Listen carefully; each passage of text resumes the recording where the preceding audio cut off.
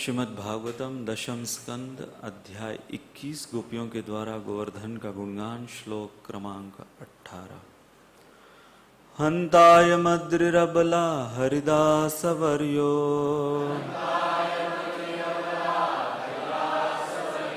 यद राम कृष्ण चरण स्पर्श प्रमोदः मानं तनोति सहगो गणयोस्तयोर्य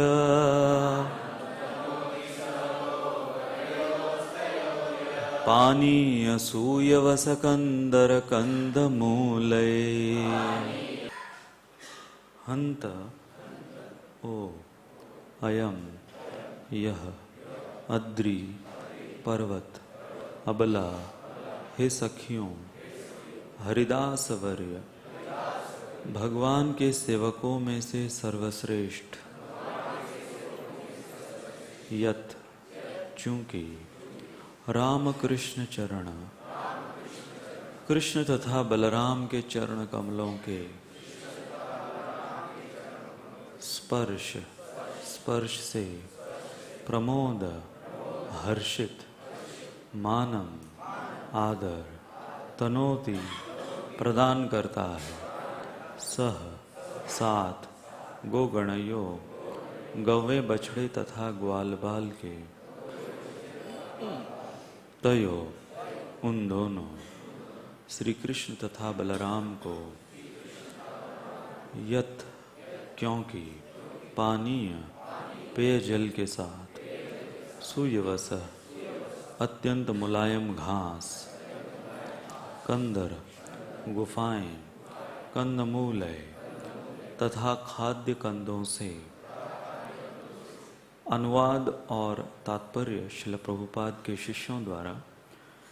यह गोवर्धन पर्वत समस्त भक्तों में सर्वश्रेष्ठ है। हे सखियों, यह पर्वत कृष्ण तथा बलराम के साथ ही साथ उनकी गौओं बछड़ों तथा ग्वाल बालों की सभी प्रकार की आवश्यकताओं, पीने का पानी, अति मुलायम घास, गुफाएं, फल फूल तथा तरकारियों की पूर्ति करता है।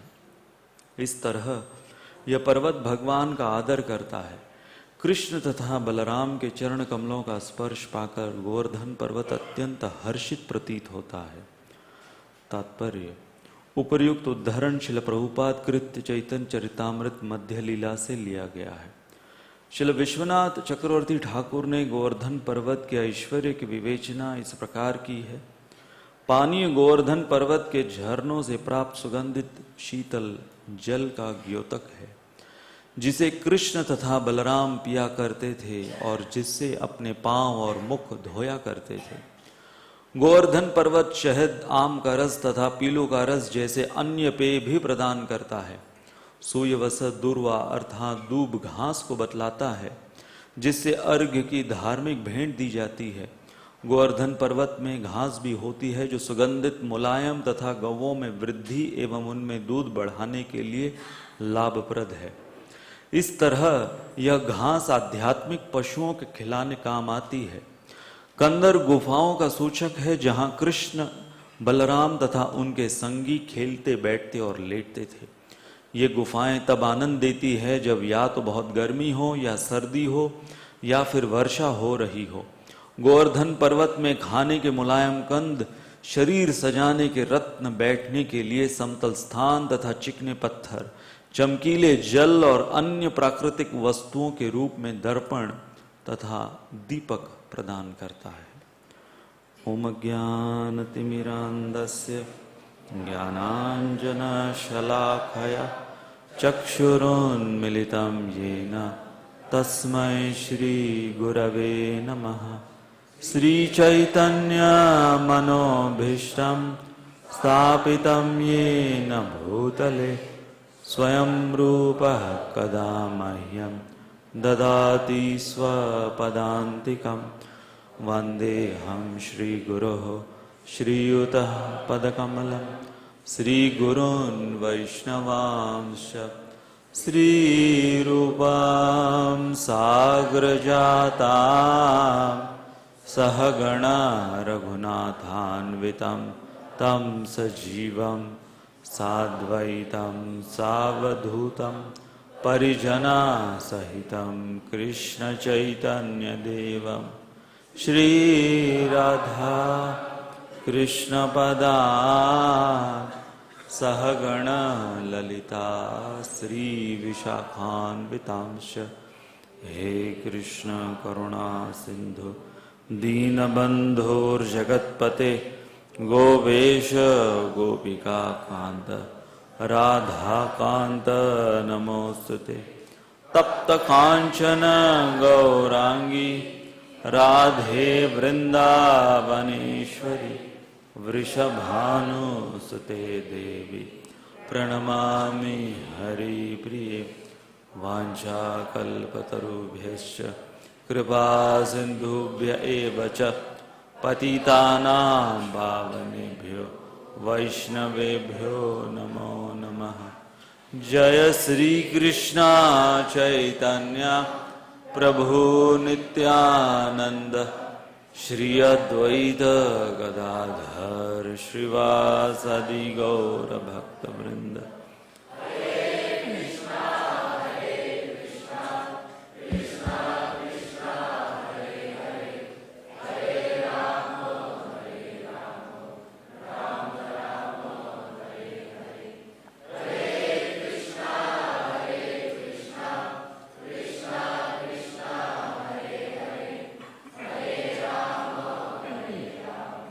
राम राम हरे हरे हरे कृष्णा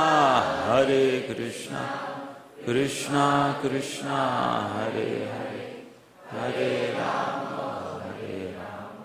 राम राम। हरे कृष्णा। सभी भक्तों से नम्र निवेदन है, कृपया करके अपना मोबाइल फ़ोन स्विच ऑफ कर दे या उसे साइलेंट मोड पर कर दीजिए। और जिन भक्तों के साथ छोटे बच्चे हैं कृपया करके उन्हें टेम्पल हॉल के बाहर लेके जाएं। और इस प्रवचन का सीधा प्रसारण फेसबुक पे और उसी के साथ साथ नासिक इस्कॉन रेडियो पे चल रहा है। हरे कृष्णा।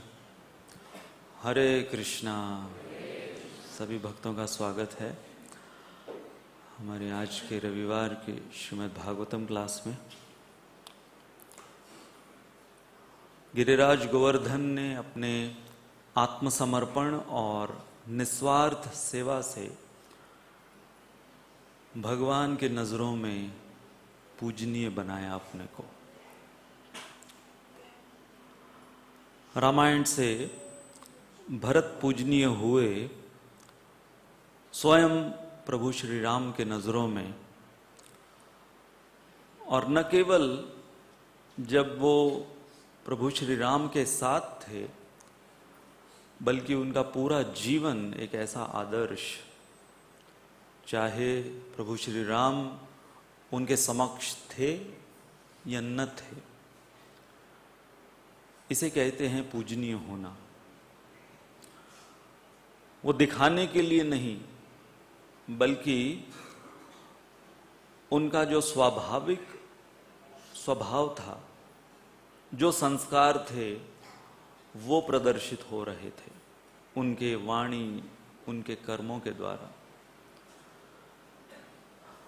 तो भरत जब अयोध्या लौटते हैं और कैकेयी के कक्ष में प्रवेश करते हैं तो हमारे पिछले सिटिंग में हमने सुना कि कैकेयी ने जो ऐसे कटु शब्द अपने ही पुत्र भरत को सुनाए।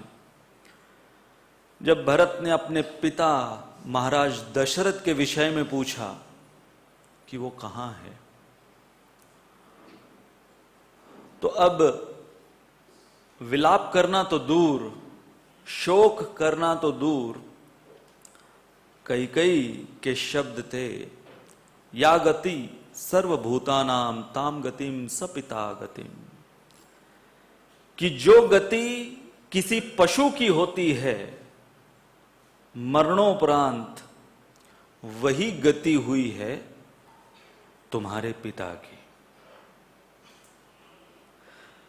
तो कैकेयी ने कहा सपिता गतिम, तुम्हारे पिता की गति। ये नहीं कहा कि मेरे पति, यहां पर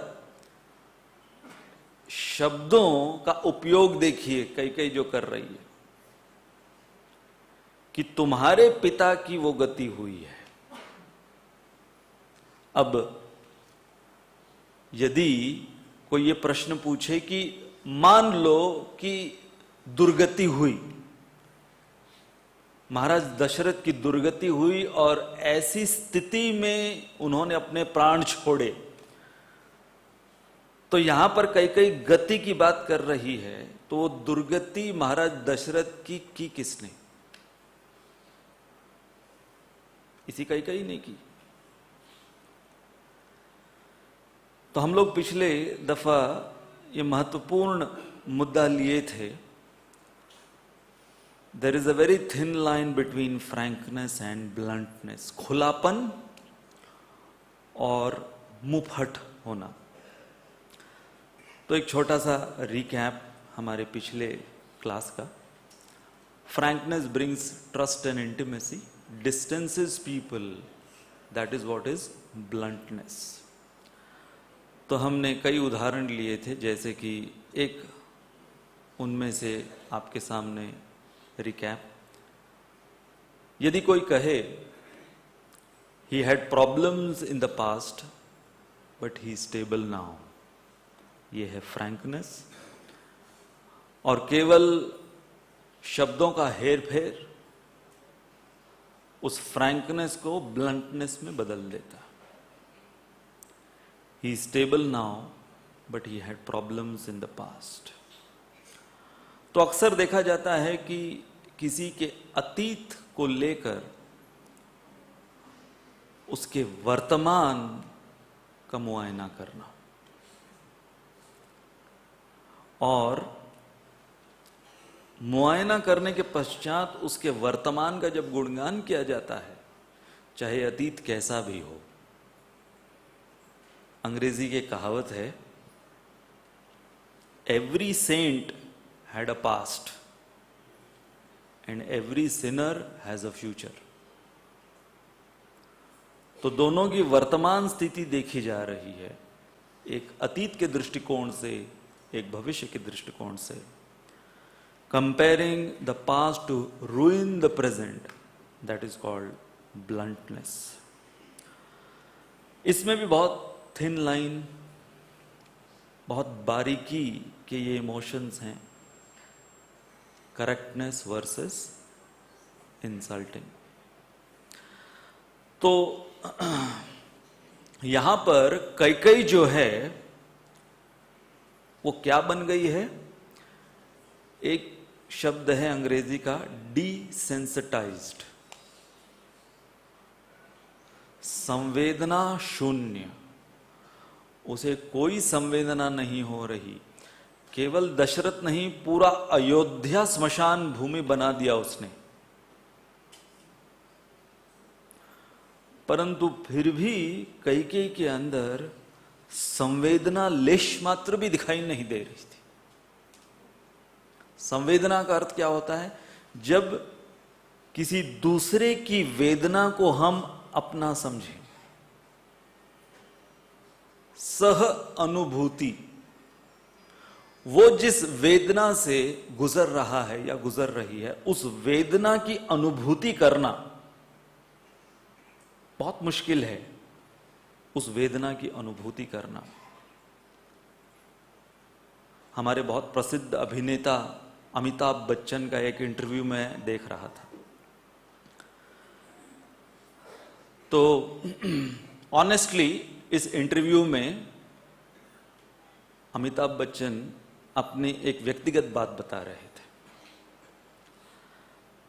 वो कह रहे थे कि हम लोग अभिनेता हैं, पूरा जीवन हमारा किस में जाता है?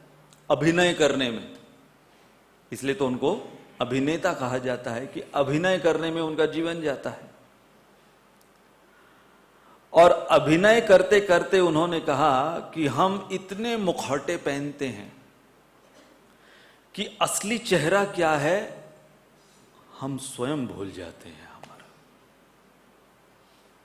कभी क्या रोल करना पड़ता है, कभी ये अभिनय करना पड़ता है, वो अभिनय करना पड़ता है। कभी हंसी मजाक का अभिनय करना पड़ता है, कभी किसी ट्रैजिक हीरो का अभिनय करना पड़ता है। तो मुखौटे, और कई बार ऐसे मुखौटे इतने सारे हो जाते हैं कि हमारे स्वयं के परिवार वाले वो हमें पहचान नहीं पाते कि ये असलियत में है कौन।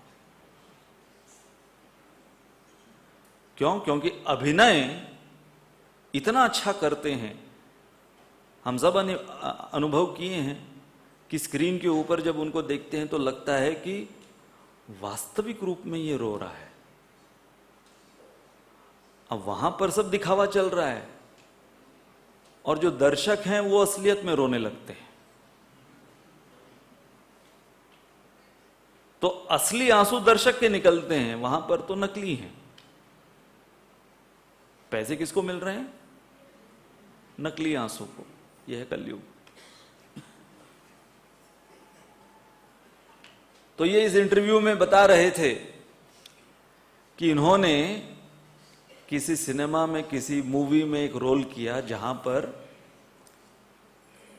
उस रोल में उनकी मां गुजर जाती है और उन्हें रोना है। तो बहुत कॉमन हिंदी सिनेमा में ये सीन देखा जाता है कि हीरो की मां गुजर गई है। अब थोड़ा लंबा चौड़ा सीन होता है जहां पर हीरो विलाप करता है। तो जो जितना माहिर है उस अभिनय को करने में, उतना ज्यादा वो भावनाओं को बाहर लाता है। तो इन्होंने वो सीन जो किया उसके लिए उनको एक छोटा सा अवार्ड भी मिला कि ऐसा दर्द निकाला बाहर अपने अभिनय में। उसके कुछ समय पश्चात सही में उनकी जो वास्तविक मां है वो गुजर गई। ये इंटरव्यू में बता रहे हैं, मेरी सही में मेरी असली मां गुजर गई। और उस समय मैं सोच रहा था कि मैं जो रो रहा हूं क्या नाटक कर रहा हूं? क्या मैं असलियत में मुझे दर्द हो रहा है मेरी मां के गुजरने का? कंफ्यूज थे वो। क्यों? क्योंकि इतनी बार रोने का नाटक करने के पश्चात क्या हो गया था? डिसेंसिटाइज्ड। जैसे आपने सुना होगा कि राजस्थान में ये कौम होती है जिनको कहते हैं रुदाली। तो उनको बुलाया जाता है जब घर में कोई गुजर जाता है। अब ये भी हाल हो गया है, उनको बुलाया जाता है कि हमको तो रोना नहीं आ रहा है, हमको रुलाओ।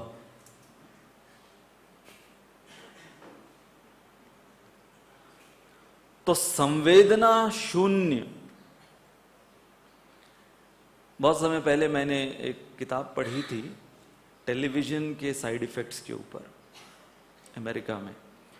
तो उसमें लिखा हुआ था कि कैसे आजकल टेलीविजन और ये सिनेमा, मूवीज वगैरह इतना देखने के पश्चात लोगों के मन में ये संवेदना शून्य होती जा रही है। क्योंकि इतना ग्राफिक दिखाया जाता है, किसी का मर्डर, किसी का खून, एक्सीडेंट, एक्शन, ये सब कुछ, कि सही में जब होता है उनके आंखों के सामने।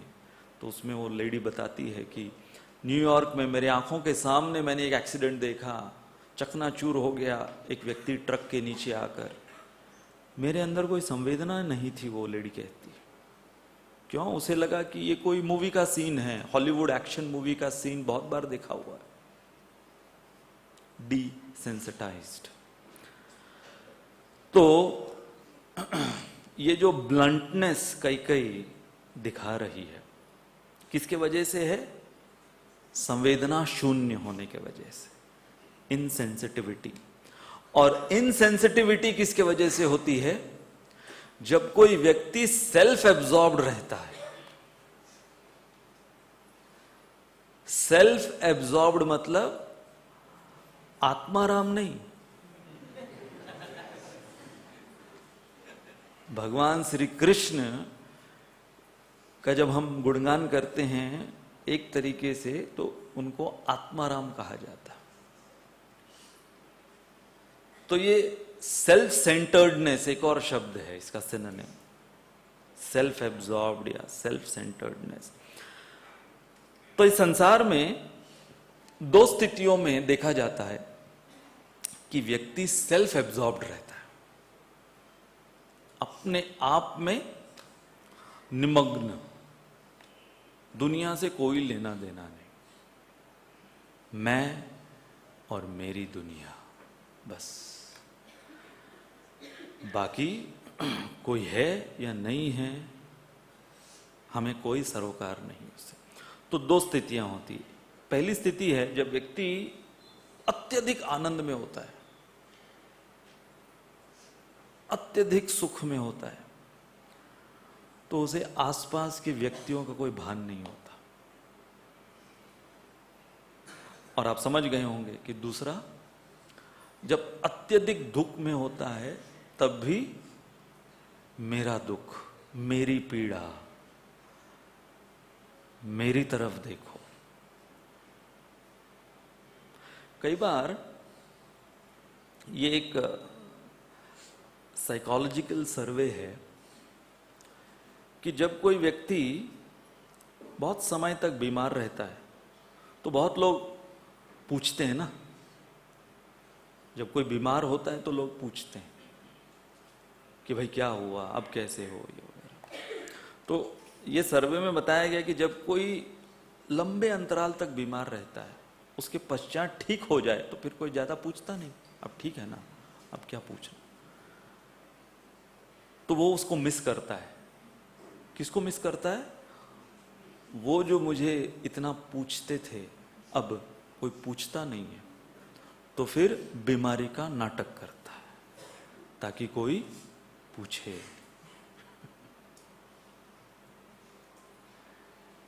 इनको कहते हैं सिंपथी गेनर्स, कि ये न के न प्रकारेण फोकस मुझ पे होना चाहिए। यदि मेरे जीवन में अच्छा कुछ नहीं चल रहा तो कम से कम बुरा होने की वजह से तो लोग देखेंगे मुझे। Self absorbed. हम वो हमारे कॉर्पोरेट सेमिनार्स में कहानी सुनाते हैं कि एक व्यक्ति आलीशान गाड़ी ड्राइव करते हुए जा रहा था हाईवे पर, जैगुआर, बड़ी लंबी चौड़ी गाड़ी, बहुत आलीशान गाड़ी। अचानक उसकी गाड़ी पर कोई ईंट फेंकता है, डेंट आ गया गाड़ी पे। बाहर निकला, उसने देखा इतना लंबा चौड़ा डेंट आ गया, ईंट फेंकी। किसने फेंकी ईंट? आग बबूला, क्रोध में ढूंढता है तो देखता है कि एक लड़की 7-8 साल की, वो खुद बोलती है मैंने फेंकी वो ईंट। तो 7-8 साल की लड़की है, थोड़ा सा क्रोध उसने कंट्रोल किया, लेकिन फिर भी क्रोध था। और फिर वो ये सोचने लगा कि ये इसने ईंट तो फेंकी, खुद बोल भी रही है, तो माजरा क्या है? तो उस लड़की ने कहा कि मेरा छोटा भाई जो अपाहिज है वो व्हील चेयर पर है, व्हील चेयर उसकी सड़क से नीचे उतर गई है यहां नाले में, मैं उसको खींच नहीं पा रही हूं, मेरे अंदर इतनी ताकत नहीं है। मैंने कितने गाड़ियों को हाथ दिया रोकने के लिए, एक भी गाड़ी रुकी नहीं मदद करने के लिए। तो मैंने सोचा एक ही तरीका है किसी गाड़ी को रुकाने का, उसकी गाड़ी पर डेंट। उसकी गाड़ी पर जब डेंट आएगा तब वो रुकेगा। क्यों? Everyone is self absorbed.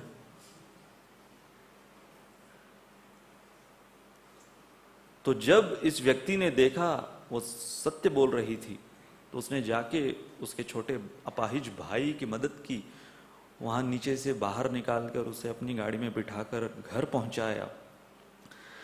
और घर पहुंचने के बाद जब उसके परिवार वालों ने पूछा अरे ये क्या हुआ गाड़ी पर, तो उसने कहा इस डेंट को मैं कभी ठीक नहीं करूंगा। क्यों? मैं जिंदगी भर अपने आप को याद दिलाना चाहूंगा कि हम हमारी जो जिंदगी चलती रहती है उसमें बेपरवाह जिंदगी जीते हैं, और भगवान हमें जिम्मेदार या संवेदनशील बनाने के लिए कई बार ईंट फेंकते हैं ताकि कहीं डेंट आए, और जब वो डेंट आता है वो डेंट हम छुपा देते हैं। आप ले जाओ सर्विस सेंटर में, वहां जाके वो लोग उसको ठीक करके पेंट मारकर छिपा देंगे। इस व्यक्ति ने कहा नहीं, मैं जिंदगी भर वो डेंट को देखना चाहूंगा ताकि मुझे ये एहसास हो कि किसी दूसरे का दुख क्या होता है। देखिए, रामायण से ही हम प्रसंग लेंगे। जब रामचंद्र जी वनवास के लिए निकल पड़े थे और सबसे पहले अयोध्या से जैसे ही बाहर निकले तो गुहा, वो जो निषाद राज, रामचंद्र जी का परम भक्त था, ये कभी मिल नहीं पाया था, सुना बहुत था रामचंद्र जी के विषय में, भक्ति प्रचुर थी मन में रामचंद्र जी के लिए, परंतु कभी साक्षात दर्शन और भेंट नहीं हुई। अब यहां पर तो सेवा का मौका मिल रहा है, दर्शन तो दूर की बात है।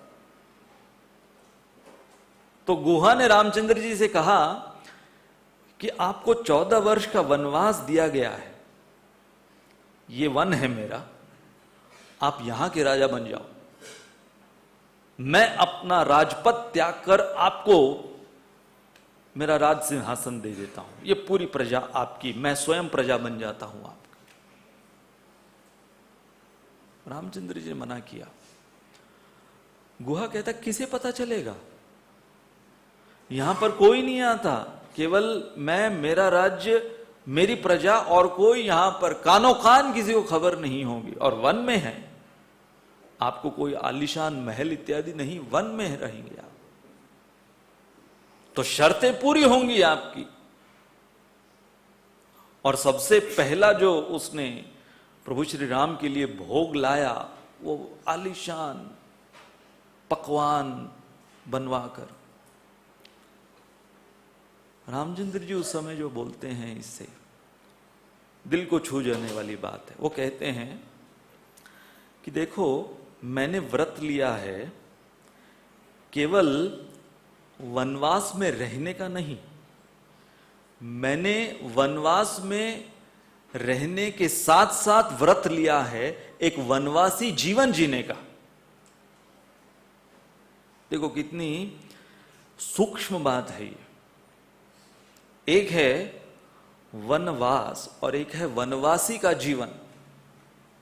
तो मैंने वनवासी के जीवन का भी व्रत लिया है, और इसलिए मैं केवल वन का आहार खाऊंगा। तो गुहा कहता है तो ये वन में से ही तो हमने इकट्ठा किया है, हालांकि वो अच्छे अच्छे भोग बना कर लाया था, मैंने कहा वन का ही तो बना हुआ ये सब कुछ है, तो वन का आहार हो गया। तब रामचंद्र जी गुहा से कहते हैं नहीं, यदि मैं ये खा लूं तो किसके हृदय को ठेस पहुंचेगी। आप कल्पना कर सकते हैं किसके विषय में सोच रहे रामचंद्र जी, कैकेयी, कि कैकेयी के हृदय को ठेस पहुंचेगी, इसलिए मैं नहीं खा सकता। अब हम में से अगर कोई होता तो जानबूझ के खाता कि ताकि समाचार उस तक पहुंचे। तूने सोचा था कि तू मुझे वनवास दिलाएगी, तू मुझे पीड़ा में रखेगी, दुख में रखेगी, ये देख मैं क्या करता हूं। अब उल्टा हम दिखा दिखा के खाते, और फोटो खींच खींच के उसको व्हाट्सएप कर, देख अब तू, ये स्टेटस है मेरा। सेंसिटिविटी देखिए प्रभु श्री राम की, किसके विषय में वो संवेदनशील है, जिसने अभी अभी जो कुछ ये करतूत की है उसके विषय में। हमारे वो मैनेज योर इमोशन सेमिनार में मैं सुना रहा था कि भरत और शत्रुघ्न वो दोनों एक साथ लौटते हैं, और जब दोनों को समझ में आता है कि ये किसका करा धरा है? मंथरा का करा धरा। जो कुछ हुआ है मंथरा के वजह से हुआ है। तो वो अपने मंत्रिमंडल के साथ विचार विमर्श कर रहे थे और वहां से वो निकले अपने महल की ओर। रास्ते में शत्रुघ्न ने मंथरा को देखा। भरत पीछे थे, शत्रुघ्न वो आगे थे। मंथरा को देखते ही वो दौड़े मंथरा को मारने के लिए। मंथरा दौड़ते दौड़ते कैकेयी के महल में गई। बचाओ बचाओ बचाओ। कैकेयी बाहर आती है, तब तक भरत भी आ जाते हैं। तो कैकेयी रोकने का प्रयास करती है और जो वहां के द्वारपाल, कैकेयी के महल के द्वारपाल, वो भी रोकते नहीं मंथरा को, वो भी बचाते नहीं है। वो भी एक दूसरे को, शत्रुघ्न को बोलते हैं मारो, हमारी तरफ से भी मारो इसको, हम कुछ नहीं बचाने वाले इसको। अच्छा किया आपने, मारो इसको मारो। कोई उसको बचाने, केवल कैकेयी बचाती है। कैकेयी भरत को कहती है, क्योंकि शत्रुघ्न तो सुमित्रा का लड़का है, तो भरत से कहती है, अपने पुत्र से कहती है कि इसको बोलो ये क्या कर रहा है, ये मंथरा को मार रहा। तो शत्रुघ्न उस समय कैकेयी से कहते हैं कि जो भरत बोलते हैं अपनी मां से, कैकेयी से, कि जो शत्रुघ्न मंथरा को करना चाह रहा है, 1000 दफे मैंने सोचा है तुम्हारे ऊपर वो करूं मैं। और फिर वो शत्रुघ्न को रोकते हैं भरत, बोलते हैं कि तुम्हें क्या लगता है मेरी इच्छा नहीं हो रही इस मंथरा को मारने की? मेरी उंगलियों में ऐसी तत्परता दिख रही है इस मंथरा को मारने की मेरे हाथों में, लेकिन मैं क्यों नहीं मार रहा? एक ही विचार है कि हमारे प्रभु श्री राम, उनके हृदय को ठेस पहुंचेगी। इसलिए रामचंद्र जी सोच रहे हैं कैकेयी के विषय में, भरत यहां पर मंथरा और अपनी मां को दंडित नहीं कर रहे हैं, रामचंद्र जी के विषय में सोचते हुए। ये कौन से दर्जे की सेंसिटिविटी है? हम लोग ये ऐसे प्रसंग सुनते हैं तो शॉर्ट सर्किट हो जाता है कि सही में ये वो युग रहा होगा। कलयुग में तो देखना सुनना तो दूर की बात, हम कल्पना भी नहीं कर सकते इस प्रकार की सेंसिटिविटी। जैसे चैतन्य चरितामृत में जब चैतन्य महाप्रभु रात्रि का कीर्तन प्रारंभ किए श्रीवास ठाकुर के घर में, श्रीवास आंगन में, रात भर और भाव विभोर अवस्था में कीर्तन हुआ करता था। कौन है? युग अवतार है। और किन किन के साथ हैं? कौन है? श्रीवास ठाकुर, नारद मुनि है वो। तो सोचिए, नारद मुनि जो स्वयं इतने बड़े कीर्तनकार हैं, उनके साथ परम शिरोमणि युगावतार श्रीमान चैतन्य महाप्रभु और उनके सारे अन्य पार्षद, क्या वो कीर्तन होता होगा। एक रात श्रीवास ठाकुर के स्वयं का लड़का, नौजवान लड़का गुजर जाता है कीर्तन के बीच, मृत्यु उसकी हो जाती है। और श्रीवास ठाकुर की पत्नी और अन्य स्त्रियां घर की विलाप करना शुरू करते हैं। तो श्रीवास ठाकुर को सुनाई देता है। कल्पना करो, उसी घर में नौजवान लड़का गुजर गया है, तो विलाप नहीं करेंगी तो क्या करेंगी? रोएंगी नहीं तो क्या करेंगी? श्रीवास ठाकुर आकर बोलते हैं शांत। समझ जाता है उन्हें क्या हुआ है। वो उनको शांत करते हैं कि चैतन्य महाप्रभु की जो एक्सटेसी है उसमें बाधा ला रहे हो तुम। जैसे हम लोग अनाउंस करते हैं ना कि अपने अपने बच्चों को संभालो। हाँ, कल्पना करो कि ऐसा अनाउंसमेंट श्रीवास ठाकुर कर रहे हैं कि उनके खुद का बेटा गुजर गया है। चैतन्य महाप्रभु की कीर्तन के एक्सटेसी में बाधा नहीं आनी चाहिए। लेकिन इस प्रसंग में हम फोकस किस पर कर रहे हैं? तुरंत चैतन्य महाप्रभु ने अपना कीर्तन बंद किया। श्रीवास ठाकुर बाहर आए, चैतन्य महाप्रभु अपना कीर्तन बंद करते हैं। आज कीर्तन में वो आनंद नहीं आ रहा जो रोज आता है।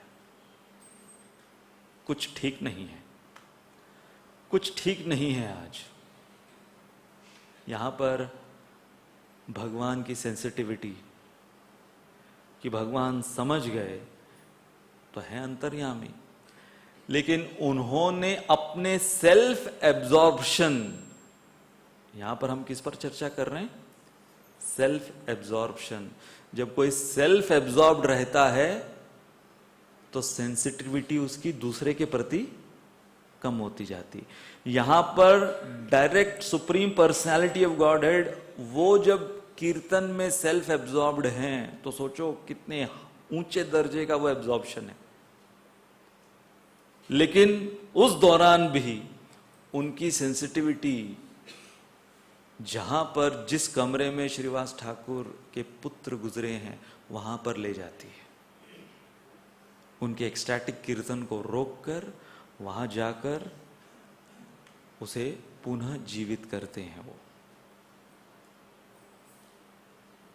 श्रील प्रभुपाद, ये प्रसंग जब भी मैं सुनता हूं प्रभुपाद के जीवन का, कई बार लगता है कि ये कौन से कैटेगरी की सेंसिटिविटी है। अब यहां पर तो हम देखते हैं कि भरत रामचंद्र जी को इतने वर्षों से जानते हैं, रामचंद्र जी कैकेयी को जानते हैं, चैतन्य महाप्रभु श्रीवास ठाकुर को जानते हैं, श्रीवास ठाकुर के परिवार को जानते हैं। अक्सर हमारे अंदर किसी दूसरे के प्रति संवेदनशीलता कब आती है? जब हम उनको जानते हैं। श्रील प्रभुपाद की जीवन की ये घटना, प्रभुपाद कहीं प्रोग्राम के लिए जा रहे हैं, वो भी अमेरिका में, गाड़ी में बैठे हुए हैं, तो सिग्नल पर गाड़ी रुकती है। प्रभुपाद देखते हैं, मेरे ख्याल से ये न्यूयॉर्क सिटी की बात है, प्रभुपाद देखते हैं लाइन लगी हुई है बस में लोगों को चढ़ने के लिए। जैसे आप देखते हो भारत में भी बस में चढ़ने के लिए या ट्रेन में चढ़ने के लिए, कहीं जाने के लिए, तो वहां पर प्रभुपाद ने लोगों को लाइन में खड़ा देखा, केवल एक बस बोर्ड करने के लिए खड़े हुए हैं। अभी हम लोग लाइन कितनी बार देखते हैं, कितनी लाइनें लगती रहती हैं भारत में। प्रभुपाद ने जब देखा कि लाइन में लोग खड़े हुए हैं, प्रभुपाद की आंखों से आंसू आने लगे और किसी को समझ में नहीं आया कि प्रभुपाद अचानक, अभी न्यूयॉर्क सिटी, ऐसा सिटी जैसे बंबई आपने देखा होगा, उसको आप 1000 गुना मल्टीप्लाई कर दीजिए। जो चकाचौन किसी सिटी का कोई कहे वो है न्यूयॉर्क सिटी। प्रभुपाद उन सब से कुछ प्रभावित नहीं। प्रभुपाद ये लोगों को लाइन में खड़ा देखकर रोने लगे और बोलने लगे कि ये सब भगवान श्री कृष्ण के नित्य पार्षद एक समय रहे थे। एक बस बोर्ड करने के लिए ये लोग लाइन में खड़े। प्रभुपाद कहां उसका कनेक्शन कर रहे हैं? क्या वो लोग लाइन में जो खड़े, क्या उनको कोई अंदाजा था कि उनके लिए उन पर तरस खाते हुए एक व्यक्ति भारत से न्यूयॉर्क आया है और आंसू बहा रहा है?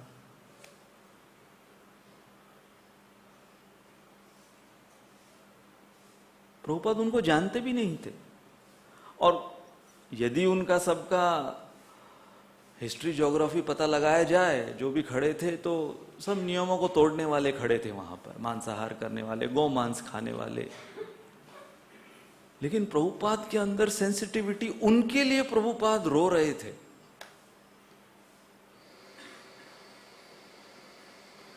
कौन रोता है किसी और की खातिर दोस्त, सबको अपनी ही किसी बात पे रोना आया।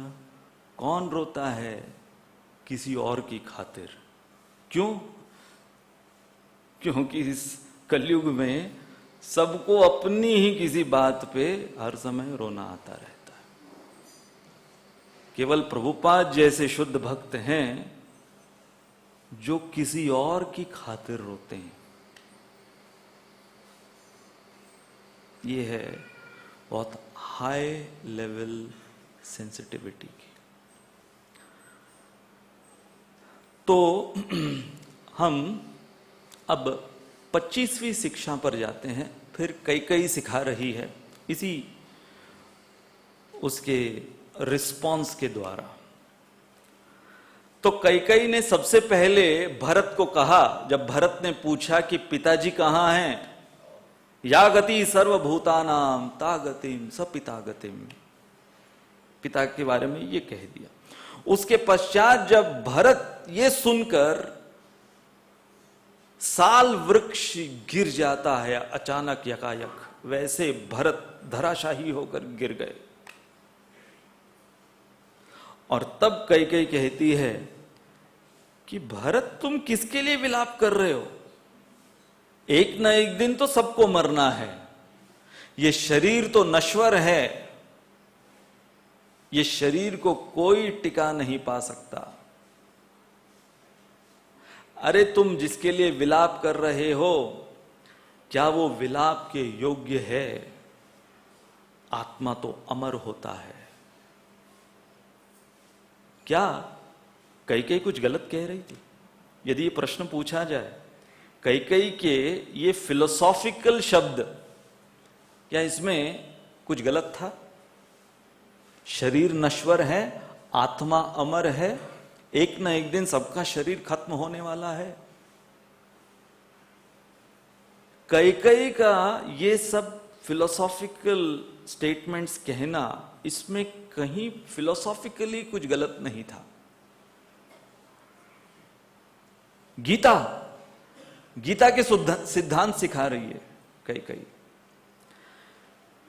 लेकिन किस समय सिखा रही है और किस चेतना में? Speaking the right philosophy but at the wrong time with insensitivity.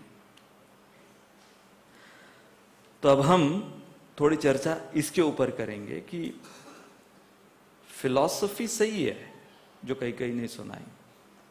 हम भी इस्कॉन में आते हैं, सबसे पहले फिलॉसफी सुनते हैं, है ना। कोई भगवान कृष्ण की लीला, रास लीला, दामोदर लीला, ये सब नहीं। सबसे पहले Gita course, we are not this body, शरीर नहीं, आत्मा हो, दुखालयम, सब फिलॉसफी है। इतनी फिलॉसफी सुनने में आता, फिर बाद में हम सुनाना भी शुरू करते हैं फिलॉसफी। तो प्रश्न ये है कि ये जो फिलॉसफी है, ये बहुत पावरफुल है। हमारी फिलॉसफी, इसको बोलते हैं दर्शन शास्त्र। तो ये जो वैदिक फिलॉसफी जो कि इतनी पावरफुल है, कई बार ऐसे वो तेज धार वाली तलवार की तरह काटती है हमारे अहंकार को ये फिलॉसफी। क्योंकि बाकी जगहों पर क्या होता है कि गुड़ी बातें सुनने में मिलती है ना, जो कर रहा है वो करते रहो, जो हुआ अच्छा हुआ, जो होगा वो भी अच्छा होगा, सब ठीक चल रहा है, तुम अच्छे मैं अच्छा, मैं भगवान, तुमको कोई प्रॉब्लम है तुम भी भगवान।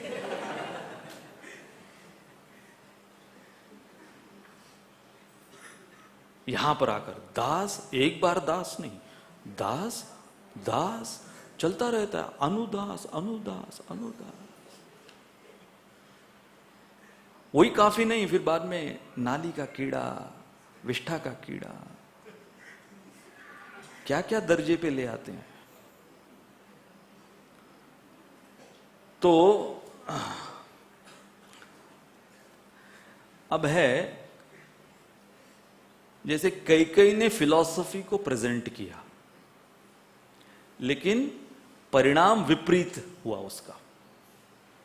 भरत को ही तालियां नहीं, क्या फिलॉसफी आपने बोली है मां, जय माता दी, नहीं।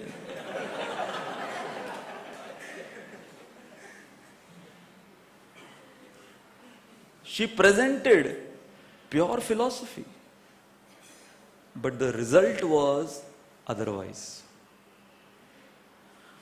तो दो एक्सट्रीम है, अब हम जब हमारे दर्शन शास्त्र को प्रेजेंट करते हैं तो दो एक्सट्रीम है। तो मैंने ऑपरेशन का एग्जाम्पल लिया है। सबसे पहला है कि मान लो कोई सर्जन है, बिना एनेस्थेसिया के ऑपरेशन करता है।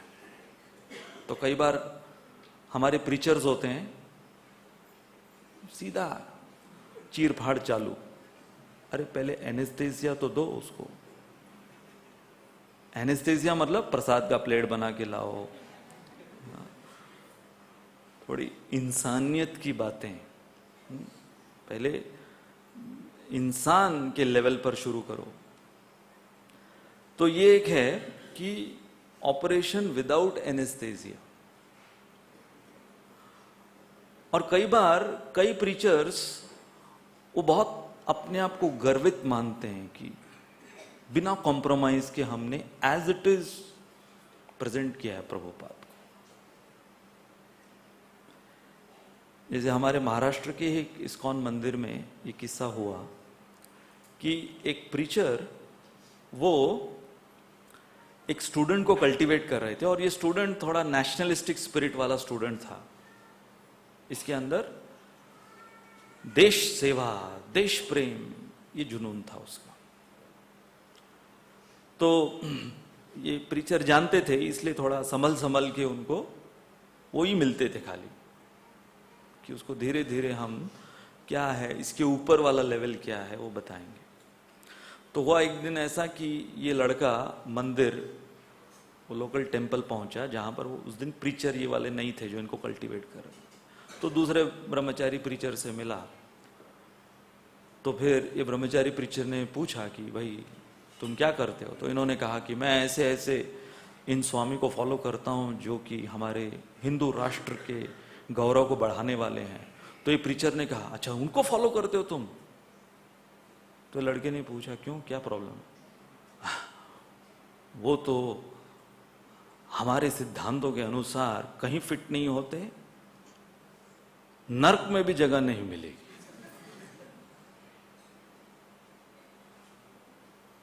ये लड़का जब उसने ये लाइन सुनी, वो उसी क्षण वो जिस संस्था के स्वामी जी थे उस संस्था में जाकर ब्रह्मचारी और अभी सन्यासी बन गया। वो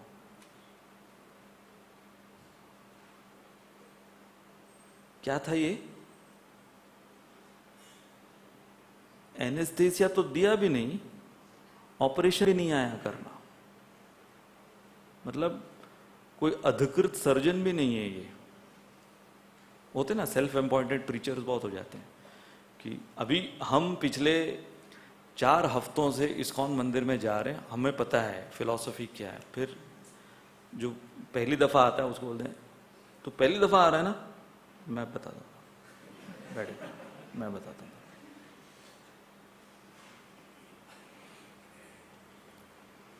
अच्छा, दूसरा है कि ये दूसरा एक्सट्रीम है कि जिसके अंदर अध्यात्म के नाम पर कुछ भी चल रहा है इंडिया में, कि केवल एनेस्थेसिया ही दिया जा रहा है।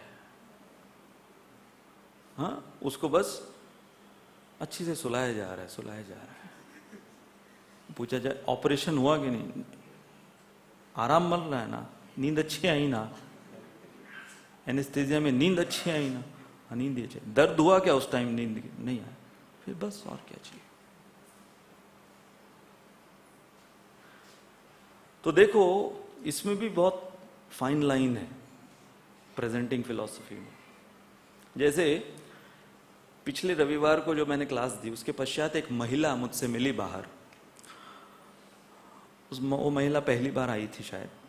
तो उन्होंने कहा कि मेरा लड़का 10-12 साल का, उसे फिजिकल प्रॉब्लम है, बोल नहीं पाता, बोलने में मुश्किल होता है उसको, लेकिन दिमाग उसका अच्छा है, उसके वजह से बोल नहीं पाता, तो उसके वजह से वो अकेला अकेला रहता है, डिप्रेशन में है। तो इस महिला ने मुझसे पूछा आपके पास कुछ दैवी मंत्र है क्या कि जिसके द्वारा वो बोल पाए? अब जैसे ही हमें कोई प्रीचर को कोई बोलता है मंत्र है क्या, हम लोग क्या बोलते हैं? एक ही मंत्र है, महामंत्र, सब कुछ हो जाएगा उससे। तो मैं उसे भुला फुसला कर महामंत्र दे सकता था, मैंने कहा कि देखिए माता जी, आपके बेटे के लिए एक इंस्टीट्यूट है जिसका एड्रेस मैं आपको देता हूँ बॉम्बे में, जो कि उसके जो स्पीच का प्रॉब्लम है वो लोग शायद ठीक कर लें। मैं वहाँ पे मैंने कुछ प्रोग्राम्स भी किए हैं। वो पूरा इंस्टीट्यूट जो स्पीच एंड हियरिंग इम्पेयर्ड होते हैं उनके लिए वो इंस्टीट्यूट बांद्रा में। और हरे कृष्ण महामंत्र जो हम लोग रेकमेंड करते हैं वो मैं आपको रेकमेंड करूंगा ताकि आपकी मनस्थिति ठीक रहे। बोले नहीं नहीं, मेरे बेटे के लिए।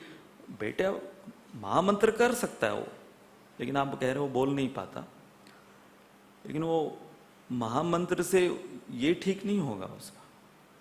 महामंत्र इसके लिए नहीं है, ये ठीक करने के लिए। तो मैं आपको देता हूं आपकी मनस्थिति ठीक करने के लिए, आप जितने जो डिस्टर्ब्ड हो। तो अभी यदि भुला पुसला कर उसको कह दिया जाता कि हाँ महामंत्र सब कुछ ठीक कर देगा, तुम्हारा सरदर्द भी ठीक कर देगा। जैसे मैं एक वीडियो देख रहा था जहां पर ये प्रचारक कह रहा है कि पॉजिटिविटी होनी चाहिए। ऐसी ऐसी पॉजिटिविटी के उदाहरण उन्होंने दिए कि किसी के हृदय में छेद था, यहां पर हाथ रखा, पॉजिटिविटी, और उसका छेद दूर हो गया। बाद में जब एक्सरे निकाला गया तो छाती का छेद दूर हो गया। तो ठीक है, ये मुद्दा अच्छा है पॉजिटिविटी का, लेकिन क्या अध्यात्म इसके लिए नहीं है कि ये जो एक्चुअल छेद क्या है वो काम, क्रोध, लोभ, मोह, मत्सर, अहंकार, मेडिकली ट्रीट करने के लिए नहीं है महामंत्र। जैसे एक प्रीचर मैंने सुना, मैंने उनको मना किया, वो बोलते हैं कि नरसिंह कवच या नरसिंह भगवान की पूजा करो, आपके पेट के प्रॉब्लम्स ठीक हो जाएंगे। तो मैंने कहा ये कहां से निकाला है आपने? बोला नहीं, नरसिंह भगवान ने जब हिरण्यकशिपु का चीर फाड़ किया तो पेट फाड़ा ना, पेट फाड़ कर हिरण्यकशिपु की आंतड़ियां बाहर निकाली, और जब आंतड़ियां नरसिंह भगवान ने टच की तो अवश्य ही हिरण्यकशिपु की आंतड़ियां ठीक हो गई होंगी। तो मैंने कहा तुमको किसने कहा कि खराब थी वो? नहीं, राक्षस था, अनशन खाता था, खराब तो होगी ना।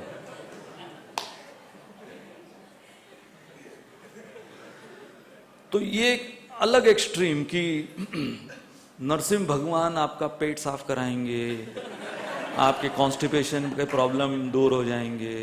जैसे एक बार मैं एयरपोर्ट पे देख रहा था, वो मेरी फ्लाइट बोर्डिंग का टाइम था, थोड़ा डिले हो गया था, तो टीवी के ऊपर एक व्यक्ति बाबा जी से पूछता है कि बाबा जी बहुत प्रॉब्लम है ना, लोन का प्रॉब्लम है, घर में बनती नहीं है, परिवार वालों के साथ, मेडिकल प्रॉब्लम है, ये वो। अब देखिए, इसने बहुत सीरियसली, ऑनेस्टली अपने प्रॉब्लम्स प्रस्तुत किए, तो उसका उपाय क्या दिया गया? तो ये बाबा जी इनको पूछते हैं कि समोसे खाते हो? हाँ कभी कभी खाते हैं। पिछली बार कब खाया था? पिछली बार याद नहीं, याद करो कब खाया था। होगा ये 15 दिन पहले खाया था शायद। कौन सी चटनी खाई थी? हरी चटनी खाई थी या इमली की चटनी खाई थी? हरी चटनी खाई थी, वहीं पे कृपा अटकी हुई है। मतलब क्या? इमली की चटनी खाओ। कल्पना करो, और बाद में फिर जय बाबा जी, जय बाबा जी, क्या नुस्खा दिया है। मतलब कल्पना करो कि आपके लोन का प्रॉब्लम है, आपके ना फिजिकल प्रॉब्लम है, आपके सारे अलग अलग जीवन के प्रॉब्लम हैं, और आपको अगर कोई बोले कि तुम समोसे के साथ इमली की चटनी खाना शुरू करो, तुम्हारे सारे प्रॉब्लम दूर हो जाएंगे। मुझे आश्चर्य, जो व्यक्ति बोल रहा था उस पर नहीं आ रहा था, मुझे आश्चर्य हो रहा था कि लोग उसको स्वीकार कर रहे हैं और उसको सही मान रहे हैं। उस पर मुझे आश्चर्य हो रहा था। जैसे एक दिवाली के टाइम चल रहा है, तो दिवाली पर एक हलवाई ने अपनी पूरी मिठाइयों की प्रदर्शनी रखी और अपने बेटे को बिठा दिया। उसका 15 साल का बेटा कि बैठ यहाँ पे मिठाइयों को बेचने के लिए।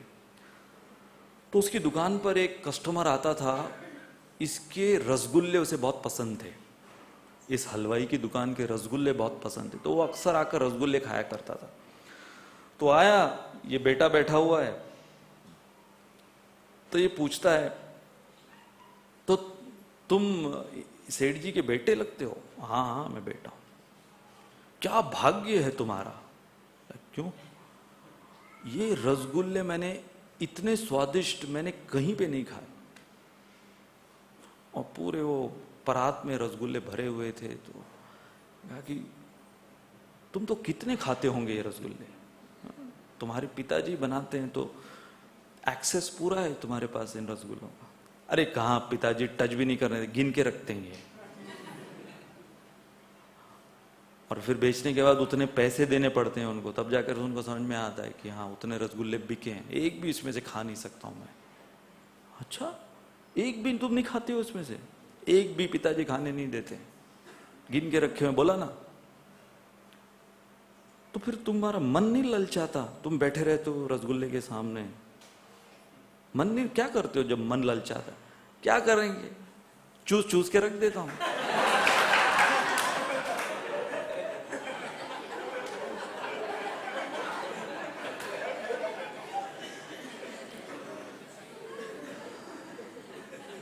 तो ये है the world of cheaters and cheated, समोसे की चटनी। तो अभी हम कुछ मुद्दे लेंगे कि फिलॉसफी में सेंसिटिविटी कैसे लाएं। जैसे हम लोग कहते हैं हम ये शरीर नहीं हैं, हम क्या हैं? आत्मा। Although I am not this body, but I still have to maintain this body. तो सेकेंड लाइन भी उतनी इंपॉर्टेंट है जितनी पहली लाइन, कॉमा के बाद वाली लाइन भी उतनी इंपॉर्टेंट है कि हाँ हम शरीर नहीं है, ये सिद्धांत सही है, लेकिन I still have one body. ये नहीं कह सकते कि शरीर ही है ही नहीं मेरा, तो क्या भूत हैं क्या?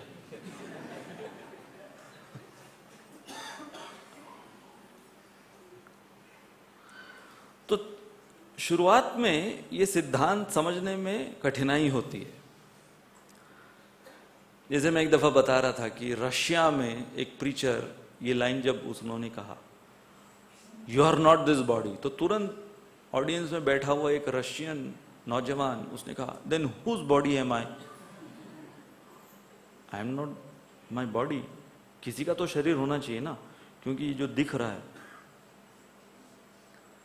तो आप देखो कि हमारे आचार्य भी, जैसे भक्तिविनोद ठाकुर ने कहा है कि सबसे पहले स्वास्थ्य, उसके बाद है साधना, साधना के बाद सदाचार, सदाचार के पश्चात प्रचार।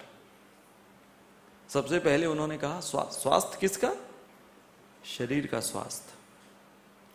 भक्ति सिद्धांत सरस्वती ठाकुर अपने गौड़िया मठ में ब्रह्मचारियों के लिए मच्छरदानी लगाया करते थे। जब वो देखते थे रात में, अब वो भी बोल सकते थे they are not their bodies, मच्छर जो है उनके शरीर का खून पी रहा है, वो तो शरीर है ही नहीं, तो पी लेना तो जितना खून पीना है। प्रभुपाद प्रिस्क्राइब करते थे मेडिसिन अपने शिष्यों को। और आयुर्वेद क्या है? आयु का वेद, अर्थात इस शरीर के आयु को बढ़ाने वाला जो वेद है, जिस वेद में इस शरीर के विषय में इतना कुछ कहा गया है। तो इसलिए जब हम ये कहते हैं कि ये हमारा जो फिलॉसफी जिसकी शुरुआत होती है, आई am not this body, so Krishna conscious philosophy is not body rejecting philosophy, it is soul affirming philosophy, not simply body rejecting but soul affirming। जैसे श्रीमद् भागवत के 11वें स्कंद में बताया गया है कि आत्मा का सबसे पहला गुरु कौन होता है? ये शरीर। फर्स्ट गुरु आत्मा के लिए ये शरीर बनता है। शरीर सिखाता है डिटैचमेंट। एक बार राधा गोविंद महाराज वो अपने प्रवचन में इस श्लोक के ऊपर, 11वें स्कंद के श्लोक के ऊपर, कि कैसे अपने शरीर को या अपने आप को पहला गुरु बनाओ अपने स्वयं का। तो शरीर को गुरु बता रहे थे वो, आत्मा का गुरु सबसे पहले शरीर होता है। तो बोल रहे थे कि कई ऐसे भक्त होते हैं जो मंगल आरती के समय वो कहते हैं कि अरे हम शरीर नहीं है तो शरीर को मंगल आरती में क्यों ले जाएं? जब शरीर ही नहीं है तो शरीर को मंगल आरती में क्यों ले जाएं? तो मन से अटेंड करते हैं, मन से ही करना चाहिए। भगवान ने कहा मन मना भव मद भक्तो। तो मन तो यहां से भी लग सकता है, बिस्तर पर से। तो राधा गोविंद महाराज कह रहे थे अपने प्रवचन में कि अपने गुरु के साथ मंगल आरती अटेंड करने जाओ। वो है गुरु अष्टकम, अर्थात इस शरीर को लेकर गुरु के साथ मंगल आरती अटेंड करो। नेक्स्ट जो स्टेटमेंट हमारे फिलोसॉफिकल लाइन में हम कहते हैं कि ये भौतिक संसार दुखालय और अशाश्वत है। Although this material world is temporary and miserable, but still I have to deal with it। जैसे प्रभुपाद जुहू का मंदिर बनाने के लिए क्या क्या अलग अलग समस्याओं से जूझ रहे थे। कौन सी समस्याएं थी? ये सारे, वो म्युनिसिपालिटी की, फिर वो जो मिस्टर एन उसकी समस्याएं वो जो पैदा कर रहा था, ये सब समस्याओं से तमाल कृष्ण महाराज इतने परेशान त्रस्त हो गए थे। ये सब समस्याओं से जूझते हुए वो प्रभुपाद के पास गए। Prabhupada, my chanting is getting disturbed, I am in anxiety. Prabhupada ने कहा even my chanting is getting disturbed. तो तमाल कृष्ण महाराज अब क्या बोलें इसके बाद। तब प्रभुपाद ने बहुत एक ऐसी पावरफुल लाइन कही। उन्होंने कहा your chanting will not take you back to Godhead, your anxiety to chant and desperation to chant and serve Krishna will take you back home, back to God. तो डील करना पड़ेगा। फिर although money is the root cause of greed, but I still need in order to survive। तो श्रील प्रभुपाद ने देखा कि एक व्यक्ति, उन्होंने ये दावा दिया कि उन्होंने कभी रुपए को छुआ तक नहीं है, और उनकी फोटो खींची गई कैसे रुपए से वो दूर रहते हैं, छूते तक नहीं। तो प्रभुपाद ने कहा एक मेरी फोटो खींचो पैसों को हाथ में लिए हुए, क्योंकि कृष्ण की सेवा में इस्तेमाल कर रहे हैं। जैसे हम अक्सर प्रभुपाद के जो स्ट्रॉन्ग स्टेटमेंट्स हैं उसको प्रस्तुत करते हैं। तो मैं हमारे मंथन कार्यक्रम में भी बता रहा था कि प्रभुपाद का वो जो दूसरा साइड है, बहुत ही ह्यूमन साइड, सेंसिटिव साइड, वो भी ऐसा है कि जैसे एक मैंने उदाहरण आपको प्रस्तुत किया, ऐसे कई उदाहरण हैं। तो प्रभुपाद के एक शिष्य जिनको प्रभुपाद ने बहुत कम उम्र में सन्यास दे दिया था, पुष्ट कृष्ण स्वामी, 20-21 साल के उनको सन्यास दे दिया था। तो वो ज्यादा अपना सन्यास टिका नहीं पाए। कुछ वर्ष बाद उन्होंने सन्यास आश्रम छोड़ दिया, जो कि वर्णाश्रम के अनुसार बहुत गर्हित कार्य है, सन्यास आश्रम छोड़ देना, और विवाह कर लिया। फिर कुछ समय के लिए वो चले गए क्योंकि इतनी शर्मिंदगी हुई, लेकिन प्रभुपाद से मिलने आए। तो जैसे ही प्रभुपाद से मिलने आए, अब अपने परिवार के साथ, अपनी पत्नी के साथ, तो प्रभुपाद ने पैसे निकाल के दिए और ये रोने लगे कि प्रभुपाद मैंने दगा दिया आपको, आपने मुझे सन्यास दिया था, मैंने आपको दगा दिया, आपसे पैसे कैसे ले सकता हूँ। प्रभुपाद ने कहा ये तुम्हारे परिवार के लिए, अभी तुम्हें इसकी जरूरत पड़ेगी, इन पैसों की। तो प्रभुपाद कभी नहीं कहे कि पैसे माया है। वो उदाहरण दिया करते थे कि जैसे नाव है, नाव को पानी के ऊपर होना चाहिए, उस नाव की जरूरत है, लेकिन पानी नाव के अंदर आ जाए तो नाव डूब जाती है। तो उसी प्रकार से पैसों का इस्तेमाल करना है, वो पैसे हमारे ऊपर हावी होके हमें डुबो ना, बस उसका ध्यान हमें रखना है। फिर अगला सिद्धांत, although material sense gratification is condemned, but even in Krishna seva we experience senses gratified. इंद्रिय भोग, उसकी भर्त्सना हम करते हैं फिलॉसफी के अनुसार, शास्त्र बोलता है। लेकिन कृष्ण की सेवा में जब हम लगते हैं, जैसे इस्कॉन की 10th एनिवर्सरी लॉस एंजलिस में, तो रुक्मिणी द्वारकाधीश उनके लिए बड़ा केक बनाया गया। 10th एनिवर्सरी है इस्कॉन की, इनकॉर्पोरेशन की। और फिर वो केक जब ऑफर करने के पश्चात प्रभुपाद के सामने लाया, तो एक डिवोटी ने कहा, Prabhupada, isn't it that we also enjoy equally as Krishna enjoys? क्योंकि अभी सब केक सारे डिवोटीज खाने वाले हैं। प्रभुपाद ने कहा, no, we enjoy more than Krishna. जय प्रभुपाद। ये सारे अच्छे लगते हैं ना सुनने के लिए स्टेटमेंट्स। तो प्रभुपाद को जब पूछा गया, is your Hare Krishna philosophy against sense gratification? Prabhupada ने कहा, no, who said? We are not against sense gratification, in fact we teach right kind of sense gratification. नहीं तो अक्सर आप देखो कि कई लोग, अब जैसे बहुत लोगों को ये आश्चर्य होता है, मैं भी नया नया जब मैंने देखा, मंगल आरती में लोग कूद रहे हैं, नाच रहे हैं। और मैंने सबसे पहले वो वृंदावन की, दिल्ली मंदिर के, जहां की मंगल आरती 4:30 बजे की, और वृंदावन में तो 4 बजे की मंगल आरती। तो मैंने देखा सुबह 4 बजे कौन नाचता है? हा?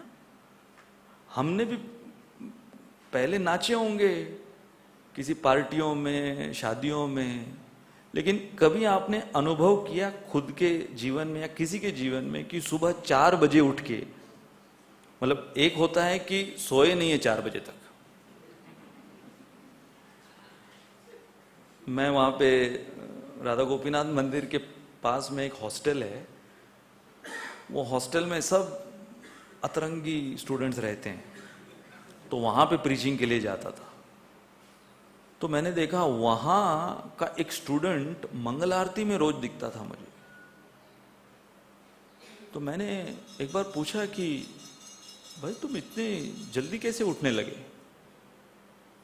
तो उन्होंने कहा, मैं सोया कब था? तो मैंने कहा, तुम सोए नहीं? बोला, नहीं, अभी जाके सोऊंगा मैं। तो वो ड्रग्स लेता था, रात भर ड्रग्स लेता था। वो ड्रग्स की वजह से उसको पूरा हाइपर होता था वो। तो बोला, मैं इतना ड्रग्स लेता हूँ, तो मैंने सोचा कि इतने सुबह तो कोई पार्टियां चलती नहीं है, तो एक ही जगह पर मुझे कुछ लोग मिलेंगे नाचते हुए, वो है आपका मंदिर, तो इसलिए मैं यहाँ पे आता हूँ। तो ड्रग्स के उसमें वो नाचता था और फिर बाद में जाके सो जाता था 6 बजे। जैसे मेरा दोस्त हरजिंदर, उसकी शादी में हम लोग गए थे। तो उसकी शादी में अब होता है ना कि पंजाबियों की शादी रात में शुरू होती है, तो रात में शुरू हुई शादी और फिर वो डीजे वगैरह को बुलाया था, तो बेचारा डीजे भी कितना बजाएगा।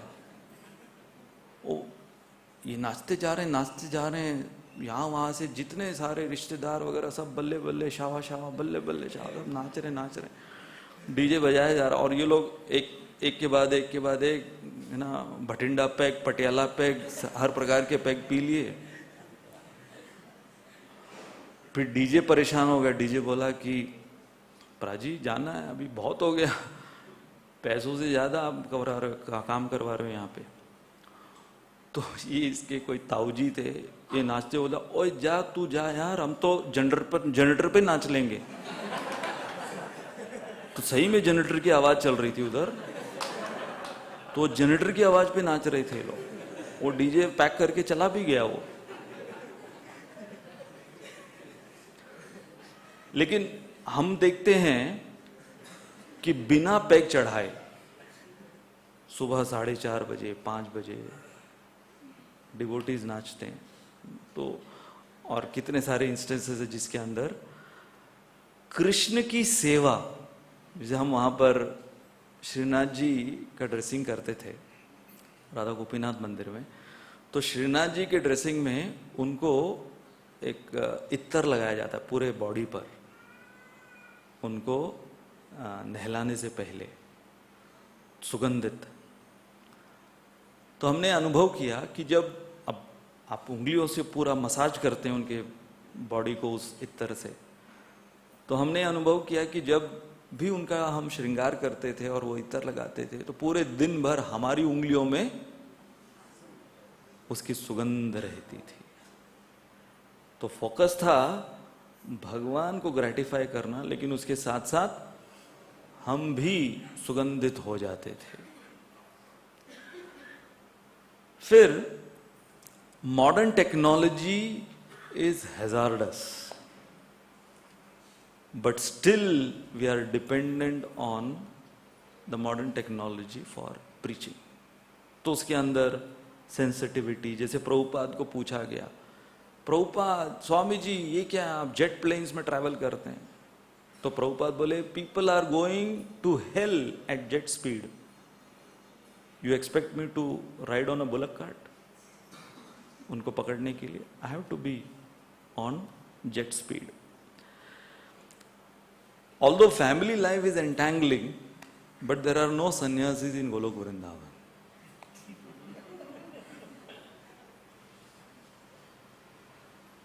जनानिवास प्रभु ब्रह्मचारी क्लास जब पहली दफा उन्होंने दी राधा गोपीनाथ मंदिर में, तो हम ब्रह्मचारी को उन्होंने कहा, वो स्वयं एक ब्रह्मचारी हैं इतने 40 वर्षों से, तो जनानिवास प्रभु बोले कि हम लोग जो ब्रह्मचर्य का पालन कर रहे हैं, फाइनली गोलोक वृंदावन में जाके गृहस्थ बनना है।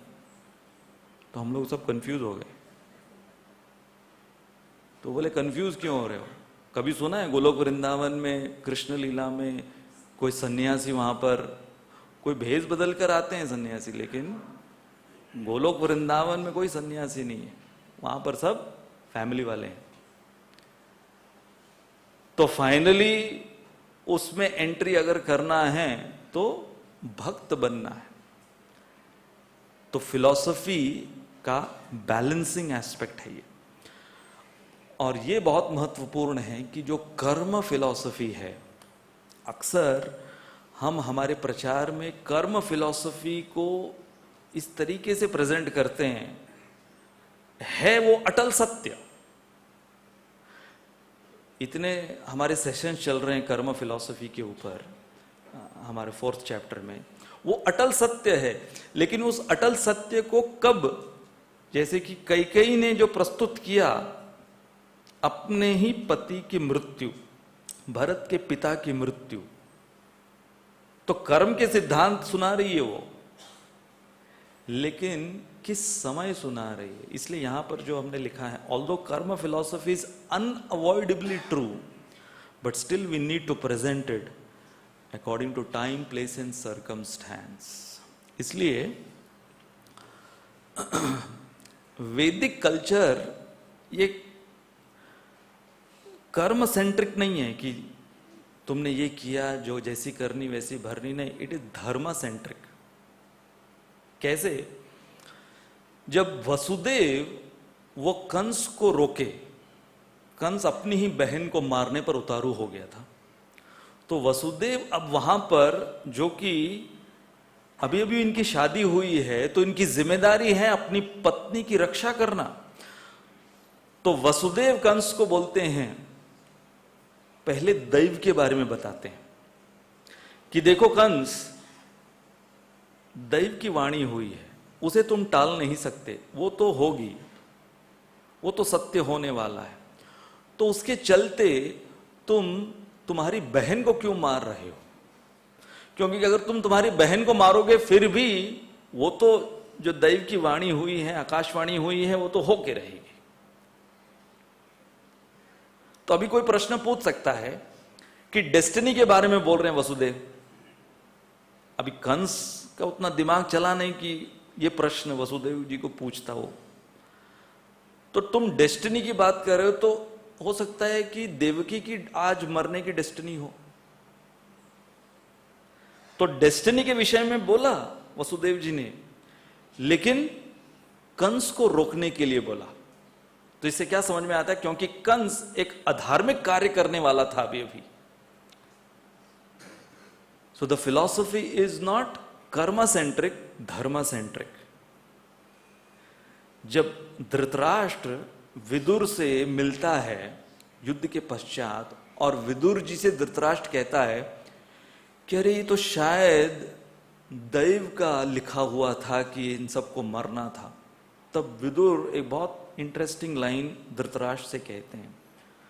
वो कहते हैं, destiny decides the consequences, not the actions. जो नसीब, तकदीर, भाग्य, दैव जो बोलते हैं, वो हमारे परिणाम निश्चित करते हैं, हमारे कर्म नहीं। इसलिए वसुदेव वो धर्म की स्थापना करना चाह रहे थे, इसलिए वो कर्म की फिलॉसफी को धर्म की स्थापना के लिए यूज कर रहे थे। कर्म philosophy is not meant for postmortem, it is meant for prognosis. जब वो दिल्ली में कुछ साल पहले वो निर्भया केस हुआ था, बलात्कार, तो ये प्रश्न पूछा था हमसे। मैं एक्चुअली बैंगलोर से आ ही रहा था उसके पश्चात, तो सारे पेपरों में वही न्यूज़ था, पूरा पेपर उसी न्यूज़ से भरा हुआ था। तो फ्लाइट में सब वही पढ़ रहे थे, तो मुझे देखा, तो मुझे प्रश्न पूछा, तो आपका क्या कहना है, क्या उसके कर्म थे उस लड़की के जिसका बलात्कार हुआ? अब देखो, ये बहुत ही इनसेंसिटिव क्वेश्चन है ये। कर्म फिलॉसफी एक तरफ है, लेकिन जिस टोन में ये क्वेश्चन पूछा गया कि क्या उस लड़की के कर्म थे ऐसे कि उसकी हत्या ऐसे निर्मम तरीके से हुई, तब मैंने सोचा कि कर्म की फिलॉसफी पोस्टमार्टम के लिए नहीं है। पोस्टमार्टम क्या होता है कि मर चुका है, अब उसको काट के पता लगाओ कि किसने कैसे मारा इसको। नहीं, कर्म की फिलॉसफी इसलिए बताई गई है इतनी स्ट्रांगली हमारे शास्त्रों में, ताकि उसको पढ़कर हम हमारा भविष्य सुधारें। किसी को पकड़कर उसके अतीत का चीरफाड़ करने के लिए नहीं कर्म फिलॉसफी। इसको कहते हैं, कर्म की फिलॉसफी को भी सेंसिटिविटी से समझना। इसलिए कर्म की फिलॉसफी का इस्तेमाल कैसे करना चाहिए? It should not be used as a weapon to attack, it should be used as a tool to repair. जैसे ये नेचुरल कैलामिटीज होती हैं, जैसे नेपाल में अर्थक्वेक हुआ था, सुनामी बहुत साल पहले, तो हमारे एक प्रीचर, उन्होंने सुनामी के पश्चात एक आर्टिकल लिखा था, जिसके अंदर उन्होंने मेंशन किया था कि सुनामी में इतने लोग मरे, लेकिन आप देखो कि हर रोज कितने एक्सीडेंट्स में मरते हैं, कितने मर्डर्स में मरते हैं, वॉर्स में मरते हैं, कितने जानवर मर रहे हैं, उनकी अगर आप संख्या देखो तो कितनी होगी। तो राधानाथ महाराज को यह आर्टिकल दिखाया। राधानाथ महाराज ने कहा तुम्हारी रीजनिंग अच्छी है, लेकिन इसमें लेश मात्र भी संवेदना नहीं है, कंपैशन नहीं है। और फिर इंद्रदुम्न महाराज उसी समय श्रीलंका गए, वहां पर भी सुनामी अफेक्टेड बहुत से विक्टिम्स थे। तो श्रीलंका जब गए इंद्रदुम्न महाराज, तो वहां के जो रिलीफ वर्कर्स थे, सुनामी अफेक्टेड विक्टिम्स के रिलीफ वर्कर्स, वो इंद्रदुम्न महाराज को कहे कि आप यहां पर कपड़े भोजन वो सब मत लाइए, बहुत यहां पर लोग दे रहे हैं कपड़े भोजन, हमको ट्रॉमा थेरेपी अगर कोई दे सकता है। आपने सुना भी नहीं होगा ये क्या, ट्रॉमा थेरेपी। बोले कि इतने यहां पर जो अफेक्टेड विक्टिम्स हैं, जिनके परिवार खत्म हो गए, घर खत्म हो गए, उनको सब कुछ प्रदान किया जा रहा है, गवर्नमेंट दे रही है, लेकिन उनकी मानसिक स्थिति ऐसी है कि उनको समझ में नहीं आ रहा है कि किसके लिए जिए, ये सब किसके लिए। और तो उन्होंने इंद्रदुम्न महाराज को कहा प्लीज अगर आप थोड़ा प्रेम बांट सकते हो इनके साथ, थोड़ा अपनापन इनके साथ बांट सकते हो, ट्रॉमा थेरेपी। तो इंद्रदुम्न महाराज ने फिर इनके साथ बैठकर उनको अपना बनाया और उनके साथ सेंसिटिवली डील किया। वो फिलॉसफी भी प्रेजेंट किया सेंसिटिवली। जैसे महाभारत में अभिमन्यु का वध, ये एक बहुत ही मार्मिक प्रसंग है महाभारत का। पूरे महाभारत के युद्ध का टर्निंग पॉइंट हुआ जब अभिमन्यु का वध हुआ। और अभिमन्यु वो कितने वर्ष के थे? 16 वर्ष के, अर्जुन के, सुभद्रा के पुत्र, स्वयं धनुधर अर्जुन के पुत्र। सोचो बाप बेटे दोनों उस रणभूमि में युद्ध लड़ रहे हैं और दोनों ऐसे पराक्रमी योद्धा। अर्जुन अपने आप में ऐसे पराक्रमी धनुर्धर और उनके पुत्र डायरेक्ट सन अभिमन्यु। अब अभिमन्यु का वध हुआ, अर्जुन पूरी भगवत गीता सुन चुके थे बाय द वे, मतलब पूरी फिलॉसफी सुन चुके हैं अर्जुन। कौन सी फिलॉसफी? यही फिलॉसफी कि तुम शरीर नहीं तुम आत्मा हो, ये सब भी शरीर नहीं ये सब भी आत्मा है। और भगवान कृष्ण ने जो डिटैचमेंट की फिलॉसफी सुनाई अर्जुन को, वो पूरी सुन चुके थे। 13वां दिन युद्ध का, कितने दिन युद्ध रहा? 18 दिन। 13वां दिन 13th डे दुर्योधन वो द्रोणाचार्य को ललकारता है कि अरे आचार्य, आप किसके गुरु हैं? आप किसकी तरफ से लड़ रहे हैं? आपको लड़ना भी आता है कि नहीं आता है? ऐसे वो लांछन लगाने लगे अपने ही गुरु के ऊपर कि अब तक ये 5 पांडवों में से एक भी मरा नहीं है, 13वां दिन हो गया। तो जब द्रोणाचार्य को ऐसे उकसाता है दुर्योधन, तो द्रोणाचार्य बोलते हैं देख, मेरे पास चक्रव्यूह रचने की कला है जिसको केवल अर्जुन और कृष्ण भेद सकते हैं और कोई नहीं। लेकिन जब तक कृष्ण और अर्जुन रहेंगे सामने, ये चक्रव्यूह की रचना मैं नहीं कर पाऊंगा। तो तू मैनेज कर, अर्जुन को कहीं दूर ले जा। तो दुर्योधन वो लड़ाई उसने कम की, वो खाली मैनेजमेंट कर रहा था वहां पे कि इसको यहां भेज दे दूर, उसको वहां भेज दे, इसको यहां इससे लड़का के मरवा दे, उसको यहां, बस यही षड्यंत्र कर रहा था वहां पे वो। तो दुर्योधन ने योजना की कि अर्जुन को उस दिन वो इतनी दूर ऐसे योद्धाओं को उसने वहां पर आयोजित किया, संस्थापकस, कि अर्जुन उनसे लड़ते लड़ते लड़ते लड़ते रणभूमि के दक्षिण छोर तक पहुंच गए, इतना दूर चले गए। और यहां पर अर्जुन के पीछे फिर चक्रव्यूह की रचना द्रोणाचार्य ने की। और उस समय युधिष्ठिर, अन्य पांडव, उन्होंने जब देखा, वो कहे कि इस चक्रव्यूह की रचना के वजह से हम सब मारे जाएंगे, कोई बचेगा नहीं। और अभिमन्यु सामने आते हैं, वो कहते हैं कि मैं जानता हूं कि चक्रव्यूह को कैसे भेदा जाए। तो युधिष्ठिर, वो अभिमन्यु जो कि 16 साल के हैं और डायरेक्ट युधिष्ठिर के पुत्र नहीं है, तो युधिष्ठिर ये रिस्क लेते हैं कि ठीक है अभिमन्यु तुम जाओ।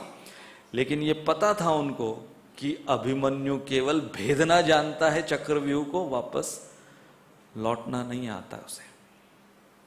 और 16 वर्ष का अकेला अभिमन्यु जाए। कौन कौन है अंदर? दुर्योधन, दुश्शासन, द्रोणाचार्य, कृपाचार्य, कर्ण, शाल्व, जयद्रथ, ऐसे बड़े बड़े महारथी, इनके बीच अभिमन्यु जाता है। और द्रोणाचार्य जब चक्रव्यूह की रचना कर रहे होते हैं तो अर्जुन को दूर, जो दक्षिण छोर पर अर्जुन है लड़ रहे हैं, दक्षिण छोर से अर्जुन को सुनाई देता है कि द्रोणाचार्य चक्रव्यूह की रचना कर रहे हैं। लेकिन अर्जुन को कोई अंदाजा नहीं कि उनका ही पुत्र भेजा जा रहा है उस चक्रव्यूह के अंदर। अब हर रोज की उनकी प्रथा क्या रहती थी अर्जुन और अभिमन्यु की, कि यदि अर्जुन रणभूमि से पहले अपने शिविर में आ जाते थे तो वो अभिमन्यु के स्वागत के लिए प्रतीक्षा करते थे। और अभिमन्यु अगर रणभूमि से उस दिन जल्दी आ जाएं तो अभिमन्यु अपने पिता का स्वागत के लिए प्रतीक्षा करते थे। और हर दिन अर्जुन और भगवान श्री कृष्ण का स्वागत होता था ढोल नगाड़ों के साथ, क्योंकि हर दिन वो किसी ना किसी को परास्त, बड़े योद्धा को परास्त कर कर आते थे, इसलिए ढोल नगाड़ों के साथ उनका स्वागत हुआ करता था। इस दिन अर्जुन लौटते हैं, स्मशान शांति उनके शिविर में, कोई ढोल नगाड़े नहीं। सबसे पहले देखते हैं अभिमन्यु स्वागत के लिए नहीं है, समझ जाते हैं अर्जुन। चक्रव्यूह की रचना द्रोणाचार्य ने की और इस चक्रव्यूह को एक ही योद्धा पूरे पांडव सेना में भेदने के लिए सक्षम था, और वो मेरा स्वयं का पुत्र अभिमन्यु। जब अर्जुन को पता चलता है कि उनका 16 वर्षीय अभिमन्यु शहीद हो गया, अर्जुन बिलख बिलख कर रोते हैं। वही अर्जुन जिन्होंने फिलॉसफी पूरी सुनी है, अभी अभी सुनी है 13 दिन पहले, बिलख बिलख कर रोने लगते हैं। युधिष्ठिर जो कि अपने आप को गुनहगार मान रहे हैं कि मैंने अर्जुन के पुत्र को भेजा और वो शहीद हो गया, मैं किस मुंह से अर्जुन के सामने जाऊं।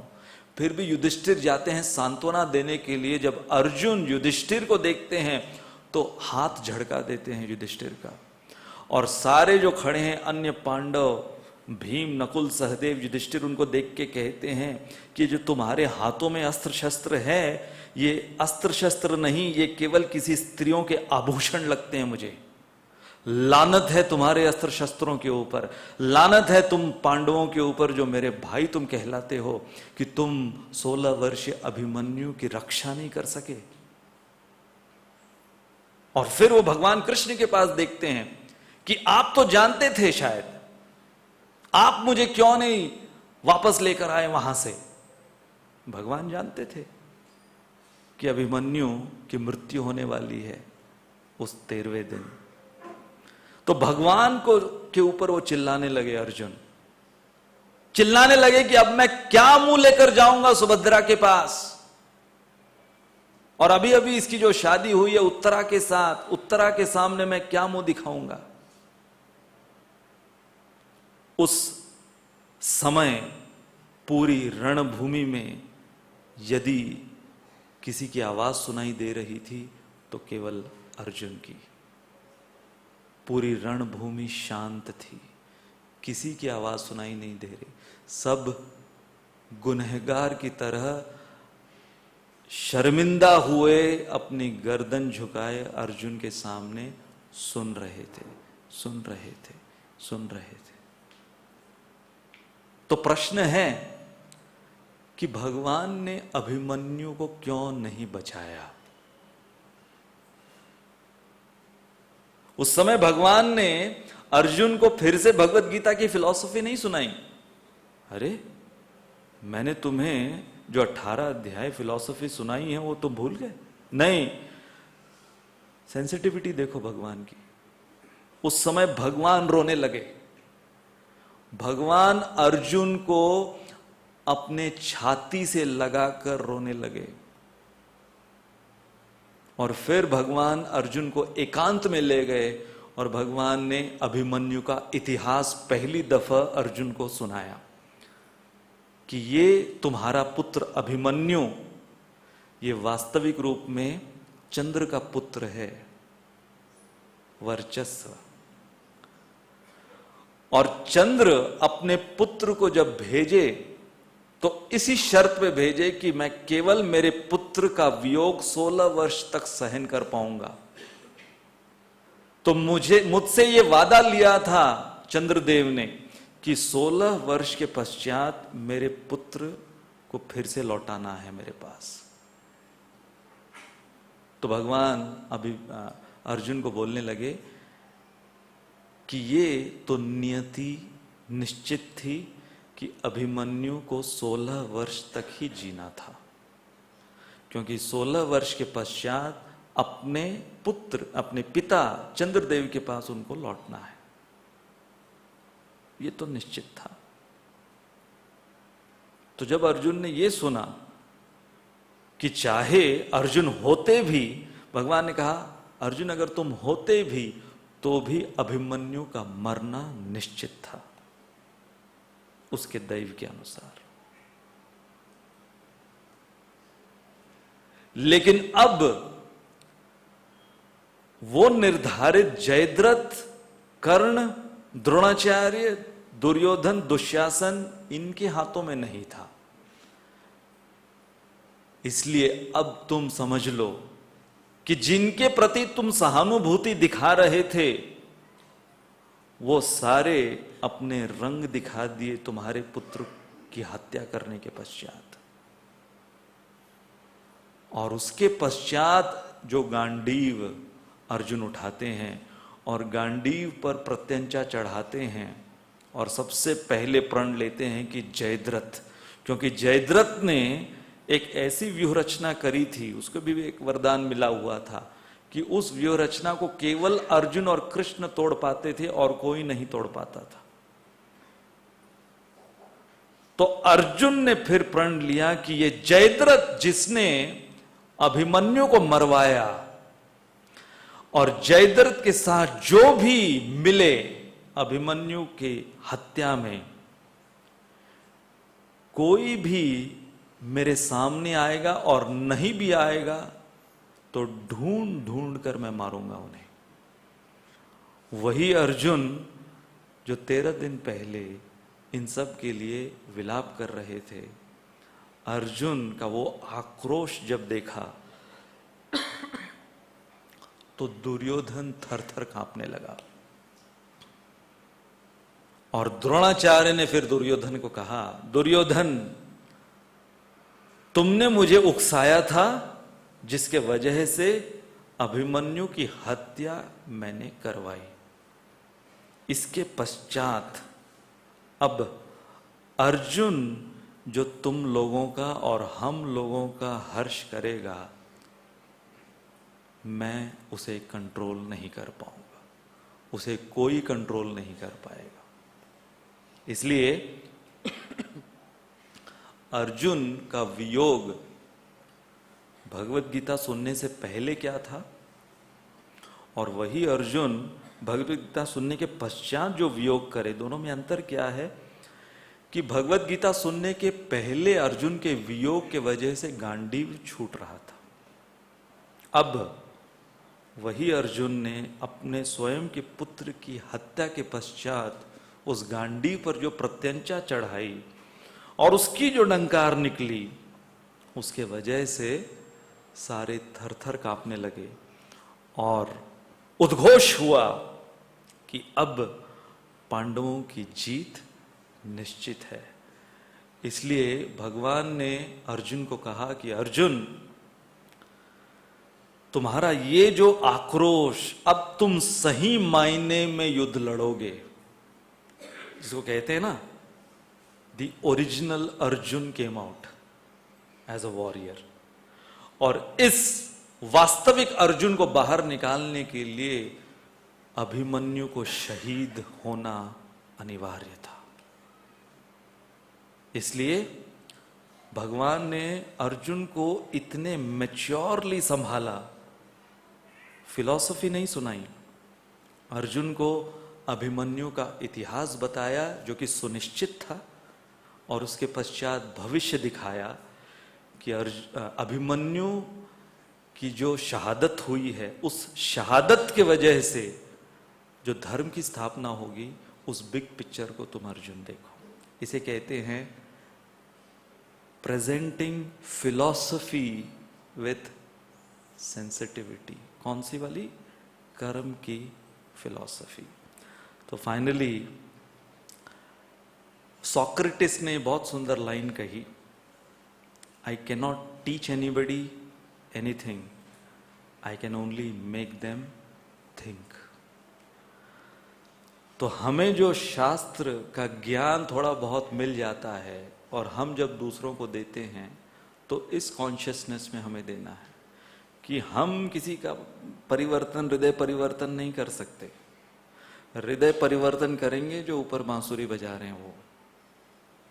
हम खाली, जैसे प्रभुपाद कहते थे, मैसेंजर है, पोस्टल पियोन है हम लोग। बस जाके जैसे डाकिया दे देता है ना, खत दे देता, वो हम जाके देना है।